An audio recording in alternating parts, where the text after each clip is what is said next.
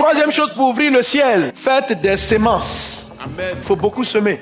La libéralité est une semence. La Bible dit que celui qui donne aux pauvres donne prête à l'éternel. Semer. Mais cette fois-ci là, fais des dons, fais des semences dans la vie de ceux qui démontrent ce que toi tu veux avoir.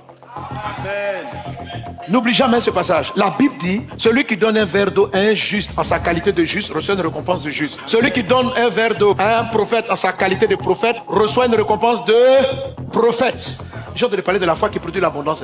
Mais le phénomène est vrai. Par exemple, je vais me marier, je vais aller semer, faire des dons, faire des cadeaux à mes amis qui se marient. Ça t'ouvre le ciel et la pluie du mariage. Amen. Car celui qui donne un verre d'eau à un juste en sa qualité de juste reçoit une récompense de juste. Celui qui donne un verre d'eau à un prophète. Donc la Bible dit que la qualité de la grâce que transporte quelqu'un, si tu sais donner un verre d'eau par rapport à la qualité que transporte une personne, et quiconque donnera seulement un verre d'eau, c'est pourquoi j'appelle verre d'eau, à l'un de ses plus petits parce qu'il est mon disciple, je vous le dis en vérité, il ne perdra point sa récompense. Donc il y a toujours une récompense qualifiée. Comment on provoque le ciel d'une qualification? Quand je dis donner là, souvent c'est juste apporter des services. Si quelqu'un qui a une dimension dans laquelle tu te demandes un service, il faut couvrir pour faire.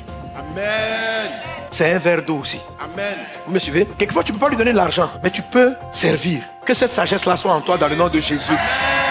Donc ça apporte une grâce spécifique dans un domaine donné. Dis avec moi, Saint-Esprit. Saint-Esprit, Apprends-moi apprends-moi à s'aimer, à s'aimer, à donner un verre d'eau à donner un verre d'eau dans la qualité dont j'ai besoin. dans la qualité dont j'ai besoin.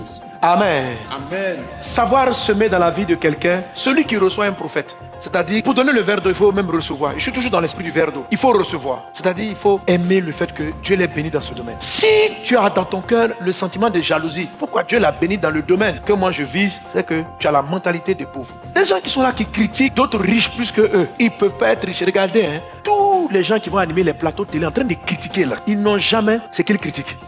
Le gars qui critique tous les footballeurs, c'est jamais un bon footballeur. Lui-même là, il connaît tout. Oh, il aurait dû placer. Tu as fait l'erreur pour le mettre entraîneur. Tout le monde a perdu. C'est-à-dire que savoir apprécier la qualité permet de recevoir de la qualité. Et si tu donnes un verre d'eau à un prophète en sa qualité, pas en ses défauts. Les critiques sont des gens qui regardent les défauts des autres. Regarder les défauts des gens t'attire vers ne pas avoir la grâce. Si je veux bâtir une grande église et quelqu'un est en train de faire une grande église et que, au lieu de regarder la grâce que Dieu a mis dans sa vie, je suis là pour regarder qu'est-ce qui ne va pas dans sa communauté, je n'aurai jamais la grande église parce que je suis en train de fermer le ciel en ce qui concerne la grande œuvre. Si je suis en train de parler d'un riche, le monsieur est resté dans ses affaires, hein, et puis tu es là, on sait comment il a fait.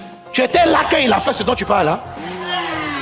C'est un diable et Satan qui est venu le critiquer auprès de toi, qui a dit, ce monsieur-là, voici comment il prospère. Tu n'as aucune preuve.